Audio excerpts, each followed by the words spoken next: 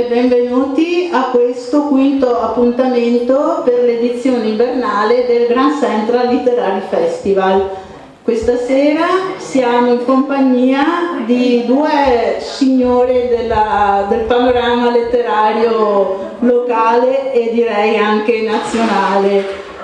La protagonista della serata sarà Macri Puricelli. Ciao Macri, benvenuta qui al festival.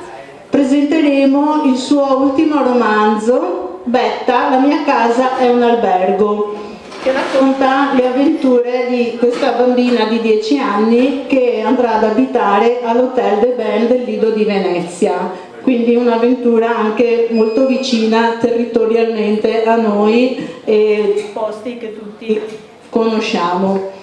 Ad accompagnare Macri in questa presentazione sarà Annalisa Bruni, che già abbiamo avuto in più volte ospite al festival, sia nel ruolo di moderatrice sia nel ruolo di scrittrice. Anche lei è una scrittrice, ha presentato i suoi libri da noi. Saluto il pubblico che ci segue da casa e ringrazio sempre Mestre Mia per la collaborazione e la diretta. Auguro a tutti un buon ascolto e noi ci rivediamo più tardi. Passo la parola ad Annalisa. Buonasera. Allora, prima di cominciare a parlare del libro è d'obbligo presentare l'autrice, anche se molti di coloro che sono venuti qui stasera la conoscono, però insomma è sempre bene fare un quadro biblio e biografico dell'autrice. Allora, Macri, io ho sempre detto Macri, invece è Macri? No. Ah, ecco, perché appunto... Senza accento. Esatto, Macri, Maria Cristina. Sì. Maria Cristina Puricelli è nata e cresciuta a Venezia, al Lido di Venezia, poi vedremo appunto ha una storia piuttosto interessante e si divide tra la campagna trevigiana e la Grecia. Sì, però dai, ci navighi ancora, dai, io che ti seguo su Facebook, vedo, ti spio. Non quanto vorrei. Vabbè, dai, non ti lamentare, no. Insomma. E bisognerebbe anche dire che si divide appunto tra le campagne e il mare, appunto visto che ha occasione spesso di fare traversate, di navigare col marito che è un navigatore, è un velista, ecco, la parola giusta è velista. È laureata in filosofia, è giornalista professionista, ha scritto per molti anni per un giornale locale, lavora da 35 anni tra carta e web. Ha scritto molto, ha pubblicato molti libri di natura diversa, ve li cito quelli che ho trovato. Ha pubblicato Magali, Maria Patricia e le altre, in credito e nuvola nel 2005, l'altra Acqua Alta di Venezia, esperienze di solidarietà in America Latina e Africa nel 2008, di Bestiale Bellezza, itinerari tra animali, sassi e acque di un Veneto ritrovato per Biblioteca dell'Immagine nel 2012, perché bisogna anche dire che ha una grandissima passione per gli animali, ma gli animali di tutti i generi, perché gli asini, i cavalli, oltre agli animali domestici e quelli da cortile, quindi ha molte passioni. Macri. E poi Margherita nel vento per le edizioni Osiride nel 2014, La fabbrica di cuccioli, qui torniamo all'amore per gli animali, fermiamo il traffico internazionale, poi per Franco Angeli Il banchiere sociale, e poi Verrà un giorno senza confini e Nina cavalla di casa per Net People nel 2012. E veniamo ora a questo romanzo, che è un romanzo per bambini dagli 8 ai 10 anni, più o meno è stato catalogato così, dalla bella copertina molto vivace, molto allegra, che ha una schiera di personaggi in primo piano e nello sfondo l'Hotel de Ben, che appunto Silvia Scagnetto ci ha già anticipato come location, anche se non si dovrebbe dire, come ambientazione, insomma, non usiamo parole straniere.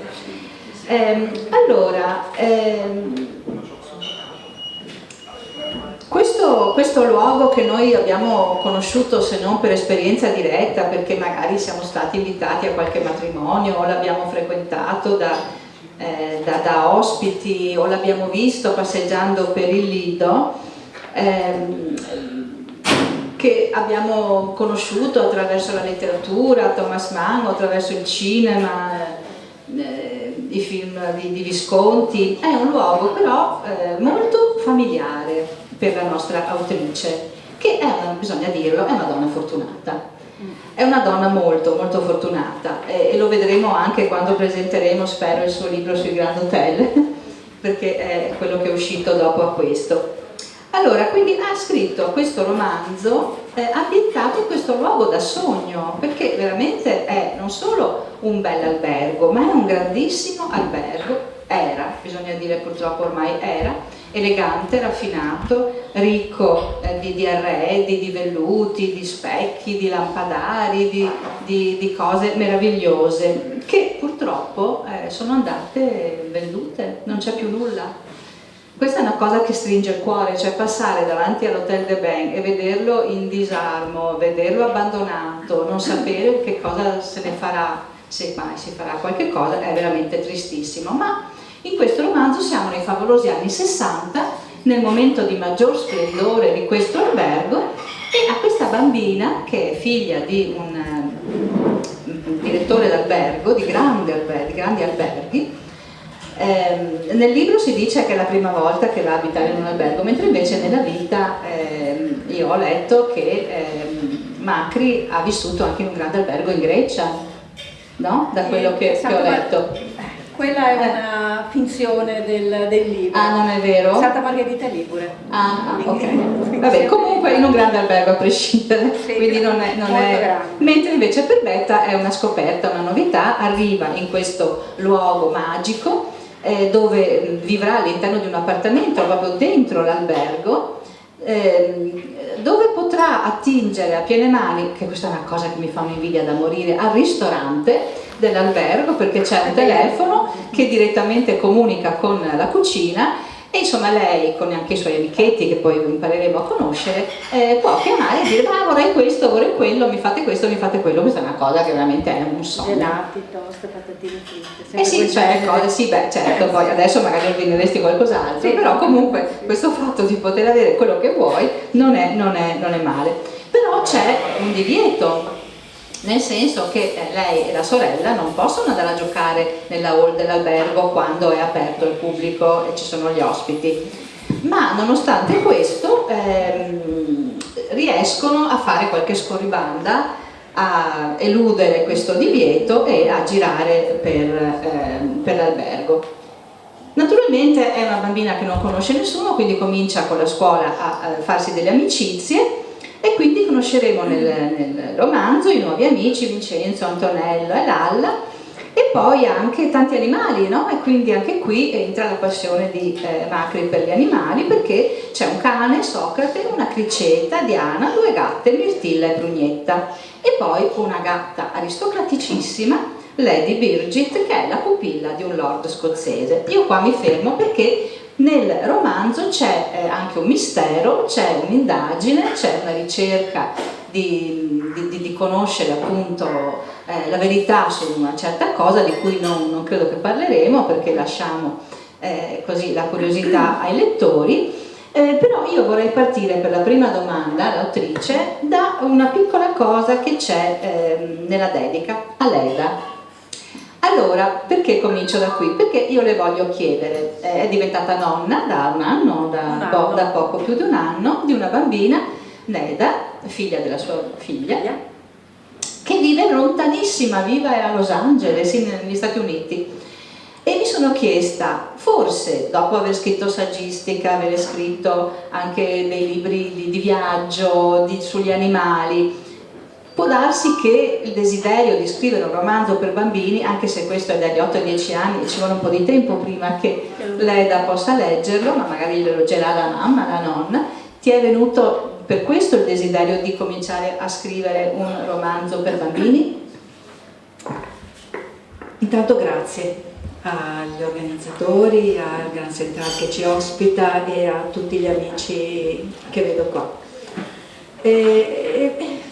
Direi che Leda è stata lo scatto finale, ma prima sono stati i miei figli, perché io raccontavo spesso a loro quello che io facevo al The Ben quando era chiuso, soprattutto. Le feste, le scoperte, la vita in questo microcosmo in cui... E tante volte mi dicevano: ma perché non le scrivi? Oh, che invidia che ho, perché non le scrivi? Non era il tempo di scriverle, perché non c'era il tempo proprio fisico, quando cresci figli e lavori. No, dopo, quando è arrivata l'EDA, quando stava per arrivare, ho detto vabbè, allora adesso è arrivato il momento per mettere nero su bianco più che altro un'atmosfera, perché di queste avventure solo una parte corrispondono a quello che è successo, tutto il resto ovviamente sono è storia inventata, è quello che sarebbe potuto succedere, magari molte cose non me le ricordo neanche, perché 10 anni comunque sono tanti, aver vissuto al The Ben, quindi tante cose sono successe. E quindi la nascita di questa bambina, di Leda, è stato proprio il bene. Ora sperimentiamoci nella scrittura per bambini, che io non conoscevo e non posso dire di conoscere ancora adesso. Ho sempre fatto la giornalista e al massimo ho scritto appunto libri di inchiesta, libri di racconto letterario, possiamo chiamarlo così, ma certo non per bambini. E quindi ho rovistato un po' nella mia memoria, e partendo da alcuni fatti veri, come per esempio era vero, come ho trovato queste mie prime gattine che avevano veramente questo nome, Mirtilla e Prugnetta. Poi Prognetta si rivelò un prugnetto, ma vabbè, non importa, e le trovai veramente in parco al The Ben. E quindi partendo da questo poi nasce tutta la storia. Sono due storie praticamente che si incrociano, la storia di Mirtilla e di Lady Bridget, che è una Scottish, quelle con le orecchie giù, molto bella e affascinante, che però si innamorerà del gatto sbagliato, ecco, diciamo così, come spesso succede, e si incrocia invece con la storia personale, diventa una storia personale di Betta, di un tesoro che insieme agli amici troveranno in una camera, e piano piano, proprio come una caccia al tesoro, risalirà e troverà il bandolo della matassa. Quindi sono due cose che si intrecciano. Ecco, e nei tuoi ricordi come hai ricostruito questo ambiente? Immagino che tu ci sia poi tornata anche successivamente in età adulta, che tu abbia fissato nella tua memoria certi dettagli, perché si percepisce molto bene questa atmosfera così magica, lussuosa, di sogno, no? Che viene frequentata da questi personaggi anche particolarmente interessanti, misteriosi, e quindi anche se tu non potevi entrare quando era aperto l'albergo, immagino che avrai incrociato anche molte persone famose, molte persone che magari ti incuriosivano, che non sono entrate in questo romanzo perché c'è questo lord scozzese che è un personaggio buffo, con le sue manie, con così questa ossessione per questa gatta che non deve mai uscire dalla camera e che poi naturalmente scapperà perché È un gatto. appunto viene liberata in qualche modo dai bambini, se non per sbaglio comunque insomma trova le sue ore di libertà grazie a questo gruppo di bambini. Certo, beh sì, perché la libertà porta sempre anche l'amore, o l'amore porta sempre la libertà, insomma una delle due cose. Ecco, e quindi mi chiedevo come hai ricostruito nella tua scrittura questo ambiente, anche e soprattutto questo giardino, questo parco meraviglioso che non esiste più, che è una selva oscura, ma una cosa, guarda, disperante, veramente disperante pensare che cosa hanno fatto di questo luogo, che vabbè, c'era un progetto che poi è fallito, adesso non si sa cosa ne vogliano fare, ogni tanto esce qualche articolo, ma Ecco, quindi volevo sapere un po' se avevi qualche appunto, se ti eri scritta delle cose, magari da bambina un diario.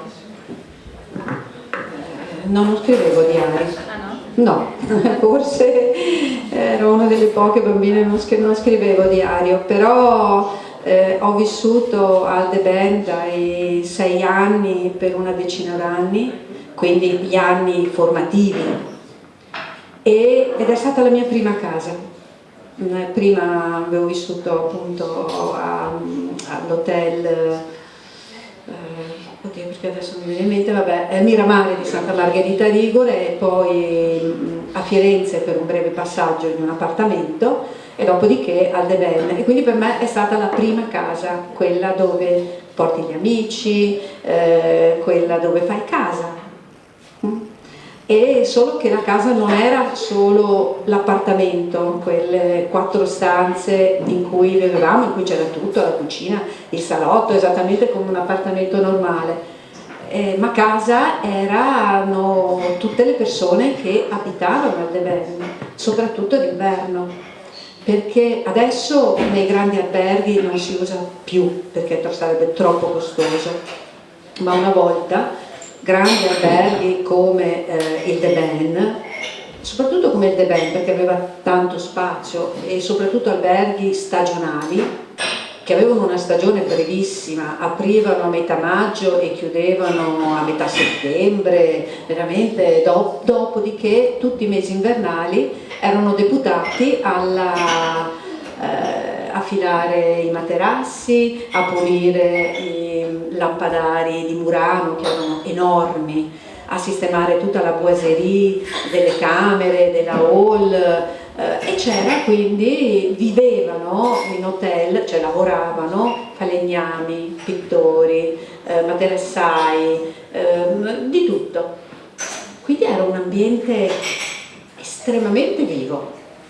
Cioè non era, io penso di non aver mai fatto in vita mia i compiti a casa da sola, mai, cioè se non andavo a farli con gli impiegati, perché c'era poi anche gli impiegati, se andavo a farli con loro, andavo giù soprattutto dai pittori che c'è, il pittore Bellotto, si chiamava proprio Bellotto, è anche uno dei protagonisti di questa storia, e devo dire che per me l'albergo chiuso era molto più affascinante dell'albergo aperto, perché era buio, meno male che, non dico sempre, meno male che Shining è uscito molti anni dopo, perché sennò penso che non avrei avuto mai il coraggio di fare il corridoio che mi divideva dall'entrata posteriore a casa, perché era lunghissimo, magari non sarà così lungo, ma a me sembrava lunghissimo,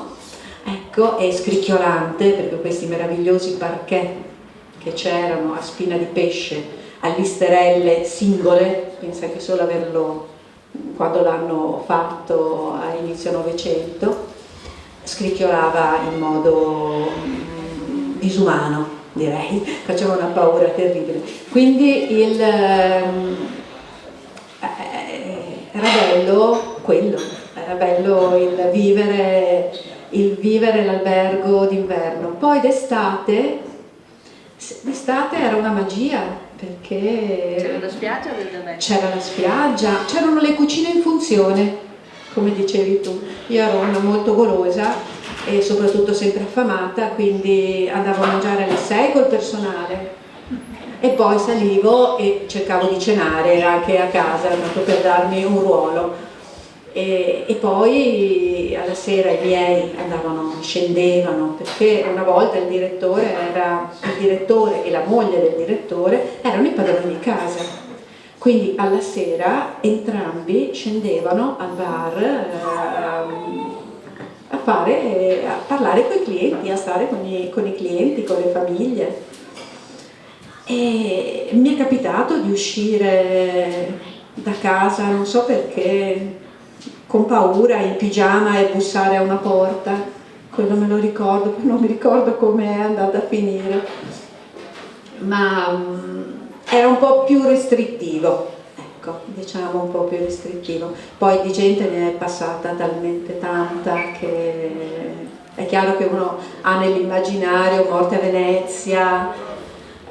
Quello che posso dire è che era stato bello, insieme al pittore Bellotto, dipingere la sala da pranzo dove, vi ricordate, Aschenbach faceva colazione e pranzava, questa bellissima che dava sulla parte un po' dietro dell'albergo, nell'area dove adesso sorge la piscina e dove un tempo c'erano le serre enormi, perché anche quella dei giardinieri era un ruolo importantissimo, perché l'albergo, pensate, 5 piani di albergo in centinaia di stanze, tutte con le piante, quindi dopo le piante venivano prese e messe in serra e curate, e quindi era veramente una favola, posso solo dire, era proprio una favola. Anche il parco, nel libro c'è quella che io ho sempre chiamato vallata, probabilmente è un piccolo appezzamento con questa grande quercia centrale dove andavamo tutti a giocare, perché avendo io questa immensa casa e giardino, venivano tutti i compagni di scuola, venivano tutti a casa. Mia mamma era ospitale, devo dire, e quindi d'inverno si facevano delle guardie ladri in giro per l'albergo che erano pazzesche. Mia mamma faceva l'appello prima dell'inizio del gioco e faceva l'appello dopo. Ma se mancava qualcuno sì, doveva cercare. Perché le camere erano aperte, non erano chiuse a chiave. Io penso di aver perso il perdibile in quelle camere. Cioè andare in una camera, immaginarmi chissà che cosa, appoggiare qualcosa e poi non ritrovarlo più. Quindi insomma era un mondo composito che non esiste più. Che purtroppo non esiste più, questa è una cosa molto triste, bisogna dire, disperante, per chi se lo ricorda, perché io me lo ricordo, anche se chiaramente non l'ho vissuto in questo modo, ma nel libro si sente anche la complicità che questa bambina crea con, per esempio, il portiere dell'albergo, che diventa suo complice appunto in qualche marachella che le tiene bordone su alcune cose. Ci sono queste relazioni che diventano importanti e che sono state trasferite nella narrazione, insomma. Come la centralinista, il lavoro del centralino era affascinante, perché io mi chiedevo sempre come faceva a mettere l'affare dentro il buco giusto quando passava a una stanza, con una velocità facevano. Io veramente è un'altra cosa che stavo lì a guardare e volevo molto bene alla centralinista, che c'è nel libro, così come il portiere che non era, è stato preso in prestito dal Danieli, quel portiere che arriva nel romanzo, e grandioso il centralino, veramente un pezzo da museo. Non esistono più queste cose. No, è tutto. Meno male, perché avesse stato anche un lavoro, cuffie e poi tenere sia le centraliniste che il portiere, che aiutano Betta nel rintracciare questo tesoro, ma veramente succedeva così. Perché il bello comunque di vivere in albergo, per me che avevo già una certa età di muovermi, mia sorella era più piccola, mio fratello ancora di più, era la complicità con tutti, cioè eri figlia, almeno ero figlia di tutti, e quindi non sei mai sola, è divertente. Caspita, sì, molto. Non so se ti succedeva di giocare, perché io in una situazione molto più modesta, insomma la mia famiglia da parte di mamma aveva l'albergo Rivamare, ce l'ha tuttora, che è di fronte all'ultimo ingresso della spiaggia dell'Eccelsior, e quando io ero piccola mi divertivo tantissimo a giocare con l'ascensorino che portava su, c'era ancora il ristorante là, e adesso fanno solo le colazioni, ma quella volta mangiavano, era pensione proprio. Io mi divertivo tantissimo quando ero lì da mia nonna avevo il ruolo di schiacciare il pulsante, loro mettevano i piatti pronti che andavano su e mi piaceva tantissimo. Tu lo facevi? Sì, lo facevamo, direi spesso. C'era veramente un grandissimo montacarichi che arrivava nella cucina del nostro appartamento e preferivo andare direttamente giù perché mi piaceva curiosare fra le pignate, tutto, però bastava mettere, c'erano quei tubi, come si chiamavano? Ah sì, per l'ordine. Allora, sì, che allora mettevi un biglietto dentro questo tubo che arrivava a destinazione e dopo un po' arrivava su, cioè io veramente ho nella mia mente la visione di me e mia sorella in salotto, in pigiama, senza i miei perché ormai erano giù, quindi via libera, che mangiavamo dei gelati mostruosi, cioè di una grandezza, perché poi ci viziavano e quindi non era mai finita. E d'inverno si faceva mangiare in cucina e invece d'estate mangiavamo quello che faceva il ristorante.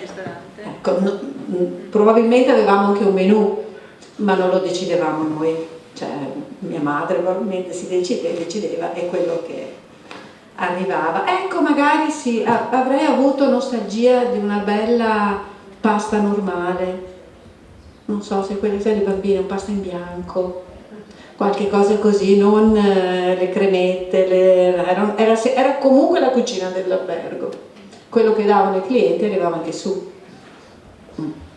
Non male, diciamo. No, non male, no, per una bambina preferivo, ti ripeto, andare giù a mangiare pane prosciutto, pane formaggio, le cose che mi sembravano molto più semplici, molto più appetibili di tutte queste. Era una trasgressione. Era una trasgressione, però mangiavo questo o quello. Oppure ho tuttora una grandissima passione per i bignè, non so se voi, cioè, due cose ricordo adesso, mi vengono in mente del De Ben, che mi sono proprio portata dietro.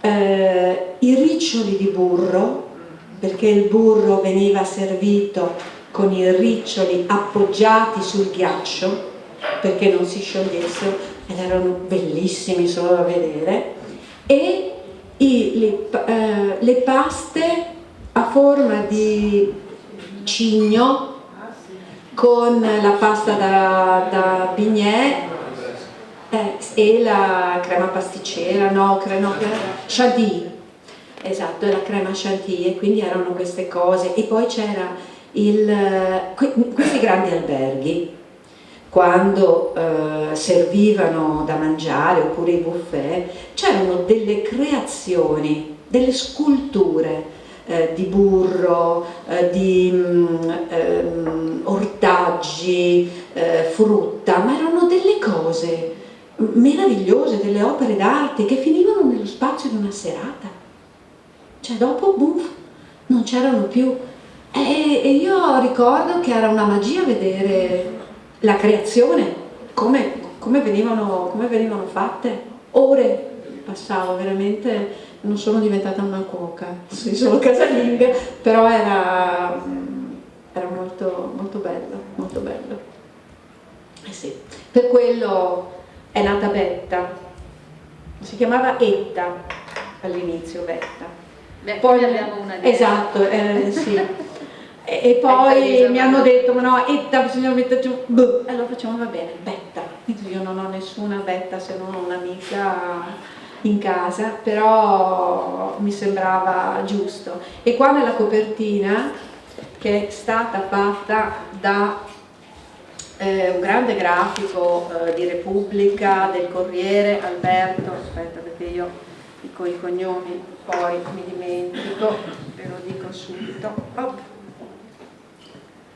Alberto Ruggeri, che fa, non so se avete presente, quando sia Corriere che Repubblica fanno quelle paginate di questa graphic journalism, possiamo chiamarlo, no? Quindi c'è molta grafica e poco testo. e lui è autore. E quando ha letto il libro mi ha chiamato, mi fa: ma quanti sono i personaggi? Come faccio a metterceli tutti? Come posso fare una cosa?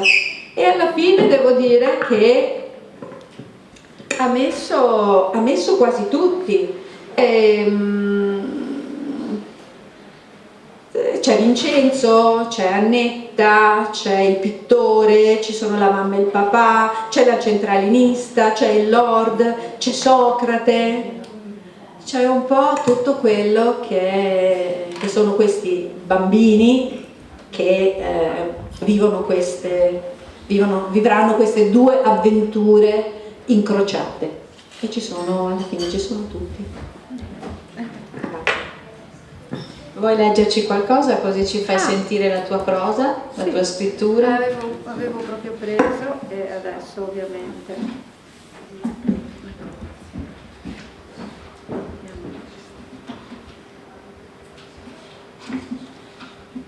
Se c'è qualcuno che mi vuole chiedere qualcosa sono qua, tanto che trovo.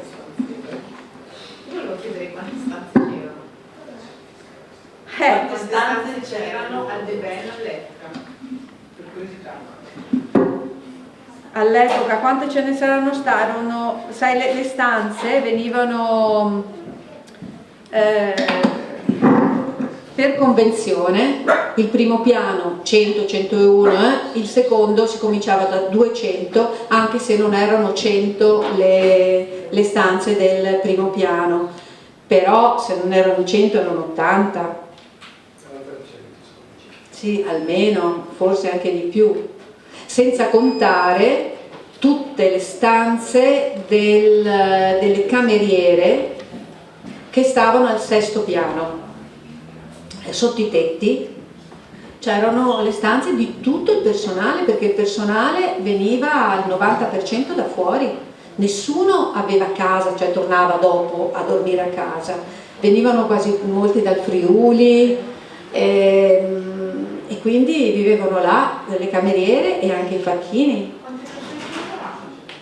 Centinaia, cioè ogni piano aveva uno o due governanti e cameriere che facevano. Io mi sono portata dietro molte manie, purtroppo, mi viene in mente appunto cameriere, perché io non ho mai visto un lenzuolo così tirato come quello che tiravano le cameriere, e io me le ricordo perfettamente, come in qualche film ancora si vede, uno da una parte, uno da quell'altra, che tirano proprio perché non ci debba essere niente che, cioè, come si diceva, butta come si dice, la monetina, e questa monetina dovrebbe rimbalzare, e loro facevano così. C'era un mestiere importante, quello della cameriera, e quello delle governanti ancora di più, che andavano a controllare, quindi tantissima gente. E poi tutti quelli che lavoravano dentro e che lavoravano di supporto fuori. Il materassaio era in via Dandolo, ma vuol dire, quelli erano materassi di lana, li rifilava, ci metteva un inverno a sistemarli.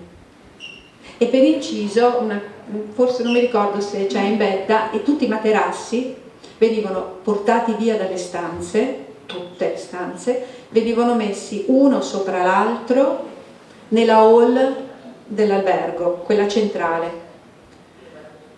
Facevamo le scalate, perché non erano proprio giusti, ovviamente.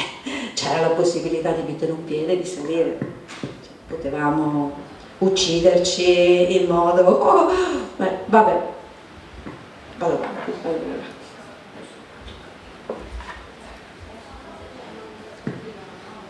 Piano piano, sotto gli occhi stupiti di Antonella e quelli terrorizzati di Silvia, che pensava solo a come recuperare Lady Bridget, Betta tirò fuori la busta, se la girò fra le mani, incuriosita.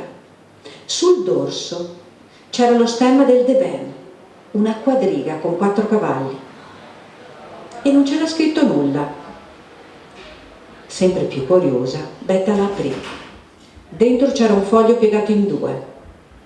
Facendo attenzione a non romperlo, lo tirò fuori. Ma di chi era quella lettera? Chi l'aveva scritta e perché era nascosta nel sottofondo di quel cassetto? Silvia non era così interessata al mistero. La sua unica preoccupazione era Bridget. Quindi salutò le ragazze, le invitò a lasciare la stanza il prima possibile, prese il cassetto rotto per portarlo a trucciolo di falegname e se ne uscì in corridoio, determinata a ritrovare la gatta. Betta, aprila, dai, leggila! Antonella lo voleva fortemente.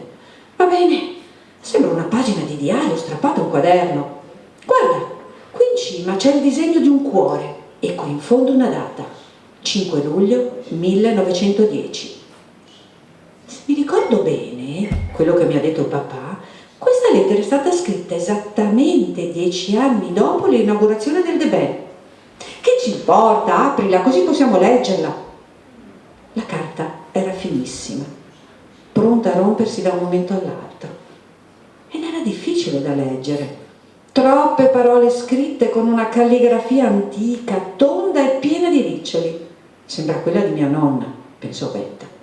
Antonella ebbe uno scatto. Guarda, dietro c'è anche la firma di Maddalena, duchessa di Kotor. E chi sarebbe questa Maddalena? E Kotor che paese è? Non l'ho mai sentito. Betta fu presa dall'ansia che qualcuno entrasse e scoprisse cosa stavano facendo. Così decise di tornare in camera sua assieme ad Antonella. E qui finalmente le due bambine iniziarono a leggere la misteriosa lettera. E qui, con questa lettera, inizia il primo indizio di questa seconda storia e della caccia al tesoro. Grazie.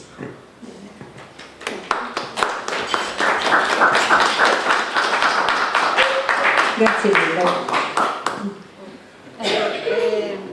Per concludere, se non ci sono altre curiosità o altre domande dal pubblico, io chiederei a Macri se c'è qualche aspetto del libro che non ho affrontato, qualche domanda che ti saresti aspettata che non ti ho fatto, qualcosa che vuoi aggiungere. Abbiamo una curiosa qua. Ah, ecco. Se passavano durante la mostra del cinema, se ti ricordi attori o attrici. Allora, sì, mi ricordo benissimo, stiamo parlando degli anni 60, quindi fra l'apice della mostra del cinema e la contestazione, perché ho vissuto le due cose. Mi ricordo gli attori, ma quello che mi ricordo di più era come si vestiva mia mamma. E tutto il tempo che perdeva ogni sera un abito diverso, ogni sera un trucco diverso, abiti che si faceva lei anche, con le paillette. Passava magari l'inverno a cucire. Mia mamma non era una brava, come dire, casalinga, diciamo così, ma era bravissima a fare queste cose di paillette. E io mi ricordo loro due che uscivano, un re e una regina, profumati, e andavano in un luogo dove io non potevo andare, che era il cinema, ma no, erano i vestiti lunghi, capite, perché erano quelli, cioè erano i voile, erano i tacchi alti, erano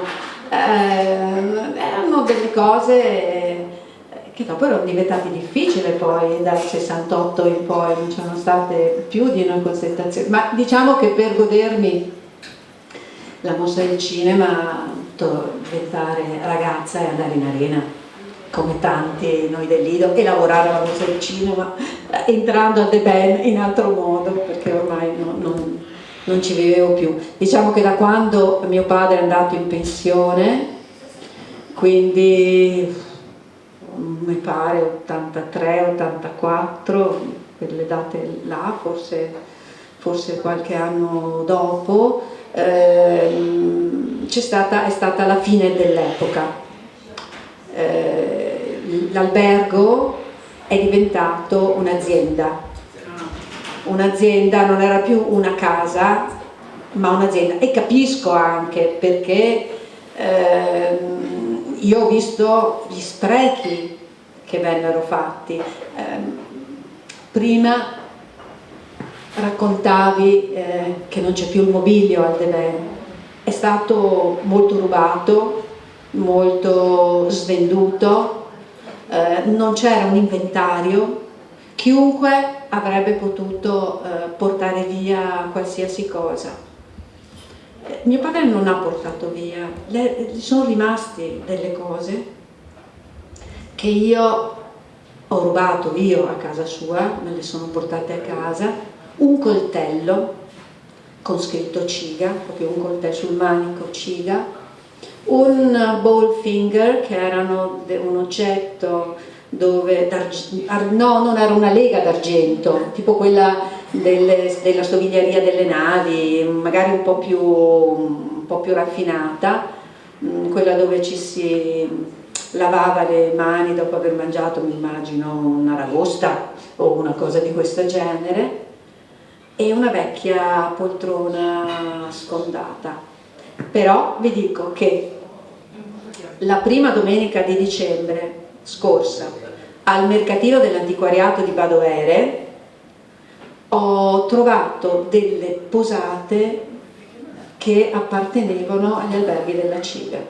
Non me le sono comprate, però non so se la prossima volta che le trovo vado avanti con le posate. Non avevo più visto oggetti in giro che appartenessero a quell'epoca e a quel mondo. Non erano oggetti preziosi, ma erano tanti, invece avevano tappeti persiani, potete immaginare la grandezza, anche solo la corsia lungo le scale o i corridoi. Quindi l'albergo dopo è diventato azienda. Con i 4 cavalli come ieri? Sì, appartenevamo, sì, c'era questo senso, la Ciga, compagnia italiana grandi alberghi, che è stata apparteneva nel momento clou, apparteneva all'Aga Khan, quello che ha inventato la Costa Smeralda, no? E c'era come il logo, era i 4 cavalli di San Marco. Aveva molti alberghi a Venezia, perché oltre al Deben aveva l'Eccelsior, il Danieli, il Gritti, l'Europa, basta, non mi ricordo, vabbè, il Principe, il Palace a Milano, l'Eccelsior a Roma, a Firenze, a Napoli, Trieste, insomma ne aveva tanti, e quindi c'era soprattutto anche a Venezia, c'erano tanti veneziani che lavoravano in Ciga o per la Ciga, e per prenderci in giro ci dicevano che avevamo qui un timbro dei 4 cavalli di appartenenza. No. Qualche altra domanda da parte del pubblico? Ti chiedo io una cosa, Macri, hai citato Shining prima, ci sono tanti film che hanno proprio come ambientazione degli hotel, quindi ti chiedo in realtà 2 cose. Se sei stata, a parte la tua esperienza personale, suggestionata anche da altri film, da altri racconti per scrivere questo tuo libro, e se ti piacerebbe che il tuo libro venisse trasposto cinematograficamente, perché potrebbe, secondo me, starci benissimo una bella appunto trasposizione cinematografica.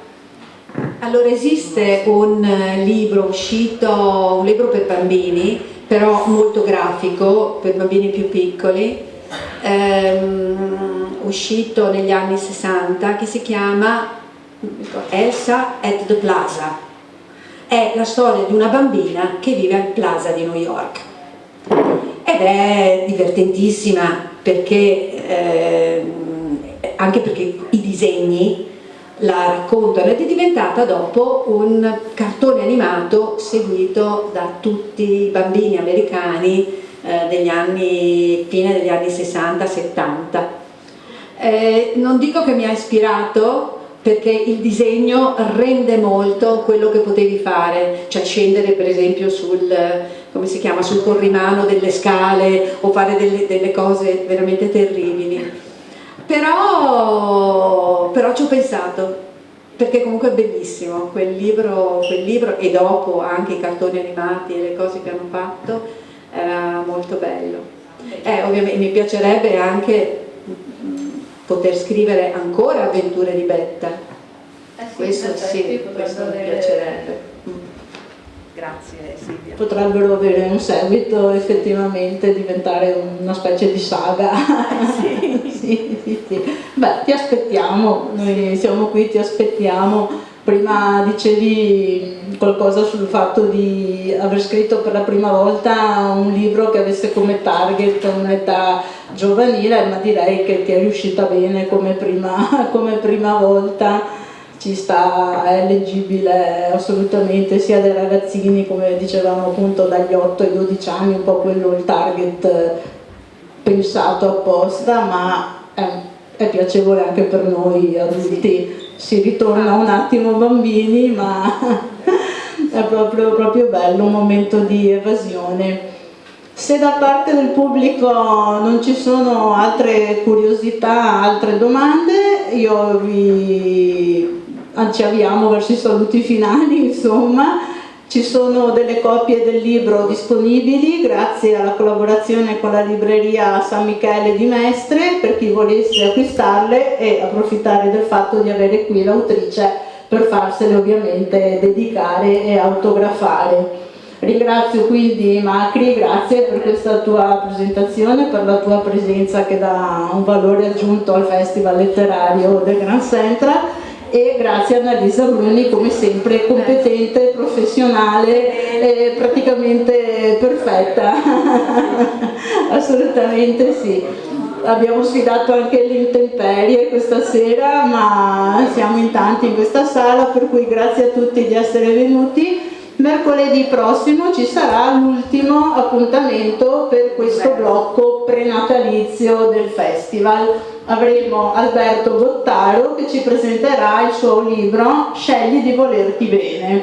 Più che un libro è un saggio veramente, perché Alberto è uno psicologo, esercita qui in città e ha scritto questo libro che direi proprio sotto Natale può essere anche d'aiuto, se vogliamo, per molte persone, un invito a volersi bene, prima di tutto a noi stessi, poi anche agli altri ovviamente. Vi aspetto mercoledì, buona serata a tutti, buon proseguimento. Grazie mille.